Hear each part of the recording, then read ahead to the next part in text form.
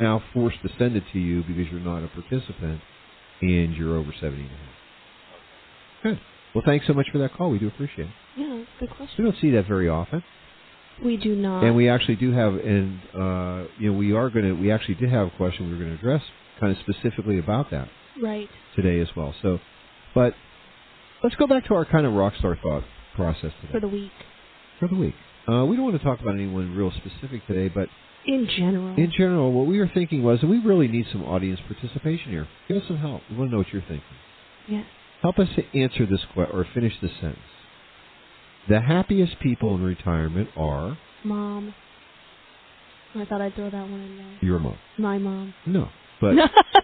She seems pretty happy. You know, my mom, my mom's retired too. She's pretty happy. So let me give you a little hint on this one. I'm going to give you one that I came up with. While we're waiting for your calls at 969-KTRS, star KTRS from your cell phones, or 1-888-550-KTRS. So the happiest people in retirement are... And again, this is really personal. This is about you, and it's really more than one thing. It's not always about money. And it's funny, right? We were discussing it this morning, and I came up with all the money, and you came up with all the feelings. Well, your mom would say I've got that high up in my personality. So what I came up with is the happiest people in retirement are the ones that are ready to move on from their work. Something's more compelling to them? Yes, exactly. They've done their thing. They're happy with what they've done, but they feel like maybe their job is over. They may be happy because maybe they're unhappy with what's going on at work, right? Right. So the pain of going to work is. But the truth is, they're ready. They're ready to move on. They feel like, as you just said here, I like to say, something else is calling me from the other side, right? Something is more important than going in, getting that paycheck, mingling with my peers, et cetera, et cetera. So I'd love to hear from you. What are the happiest people in retirement are?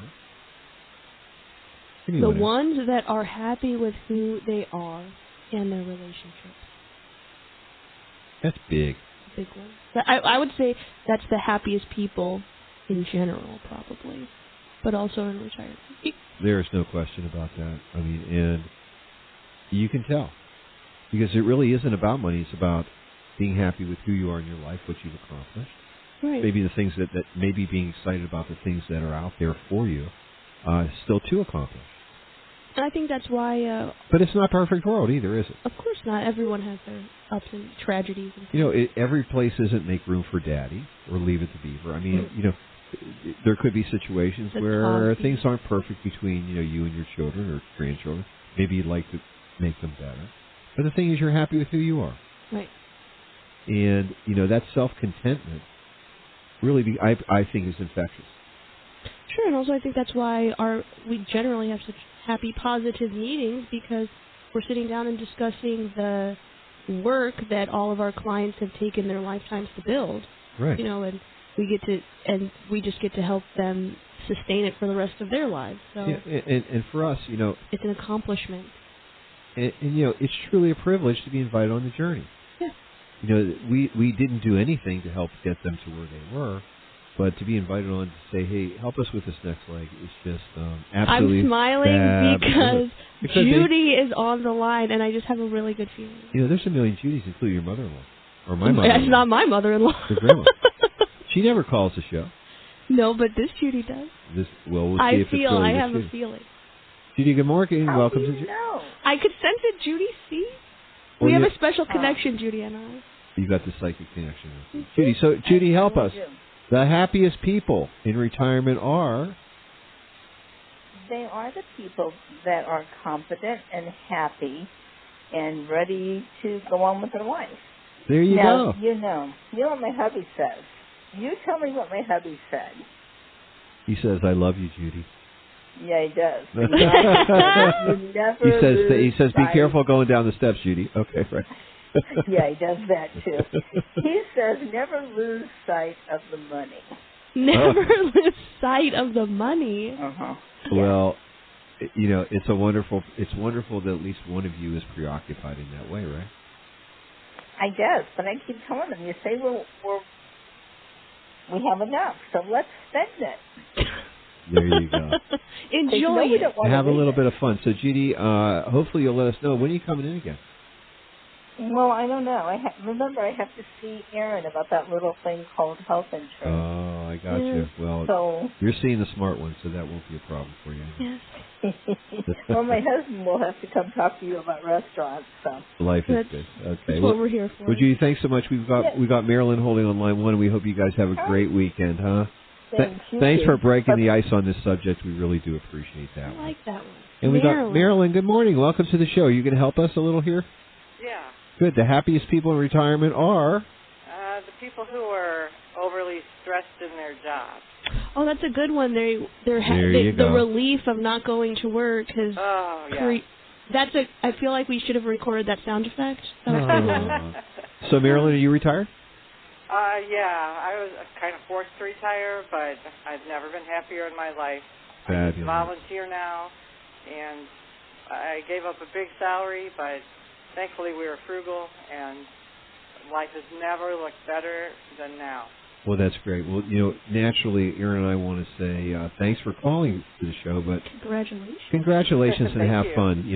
I know that my wife retired about a year or so ago, and she's just couldn't be happier. She couldn't be happier, and many folks, to a client, they all say, "I wish we could have done this 10 years ago." I know someone told me a long time ago, "You're going to miss it when you retire." And I thought, no, I'm not. Turned out to be true. Well, that's great. Well, it's neat, and obviously having the cash flow that you need, so financially is certainly something that's, I'm sure, great peace and comfort for you, right? We were always frugal, and we'll just continue to be. So. Well, that's good. We can make it So now, Marilyn, I was going to ask a question. You've been retired for how long? About 2 years. Okay, great. So you've really kind of been able to then have time to get into your routines. What I'm wondering is, and again, you're not a client, I don't think, or I can't tell from your voice. So, I don't think so. So you're not a client. So let me ask this question: are you still basically maintaining the same lifestyle that you had before? You're still spending the way that you used to, going out to eat, doing this, etc. Maybe doing different things, but you're still doing what you used to do. Well, we always pretty much did free things anyway, because like I said, we were very frugal. So we pretty much do everything the same. The only thing we really did was get rid of cable, but that was turning out to be a waste of money anyway. So okay, so you're really maintaining the lifestyle that you had then, right? Yeah, exactly. Well, that's great. And you're not too concerned about doing that in the future? No. Good. No, I think we'll be fine. Fabulous. You had to start out that way, though. I was going to say, I appreciate that, and I know that losing your job is certainly a situation that can be humbling, and at the same time very stressful, because you have to put the pieces together basically maybe a lot faster than you thought you would have had. Right, exactly. Well, good. Well, again, we do appreciate your call, and we'll say good luck to you, and great call. And so we've got John. John, you going to help us with our question today? Yes, I have a comment, and then I have a question. Okay, so here we go. So the happiest people in retirement are? Those that still have their health. Oh, that's a perfect one.